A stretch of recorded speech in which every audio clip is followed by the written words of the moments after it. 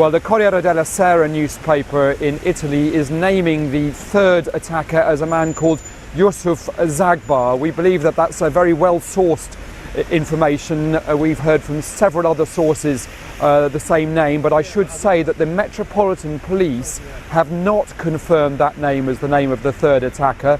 I think it's quite likely that, given that it's now come out of Italian sources, then they will be putting out their version of the name quite shortly. But certainly the Italian media and a number of other sources that we've spoken to naming Youssef Zaghb as the third man believed to have been involved in that attack on Saturday night, and also, of course, believed to have been shot dead by police on Saturday night. So that means that the three attackers are now being named officially by the police as Khuram Butt and Rachid Radouane, and unofficially in the Italian media as Youssef Zaghb. And what we know about Youssef Zaghb is that he was based here in London, but was travelling to and fro between London and Italy quite a lot. We think it's a Moroccan name possibly, but certainly he was travelling a lot between the UK and Italy, and had some issues with the Italian authorities in recent years.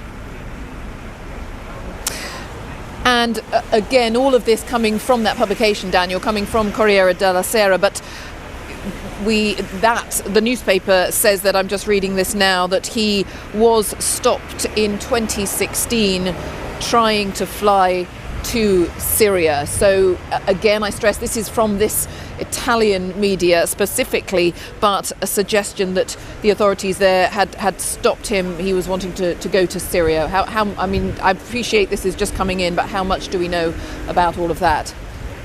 Well, the answer is, Jane, that from other sources we've also heard similar things about him having been involved with the Italian authorities. The specifics of the port stop on the way, I believe, to Turkey, which was obviously a suspicion that he would then try and get to Syria, we've not had confirmed from any other source apart from the Corriere della Sera article. But we do believe that he had run-ins with the Italian authorities, and clearly if those were run-ins that were to do with security issues, and he was a man that was travelling backwards and forwards between the UK and Italy, then we would have hoped that the Italian authorities and the UK authorities might have been discussing concerns about him, particularly if he'd been stopped trying to go to Turkey and on his way to Syria.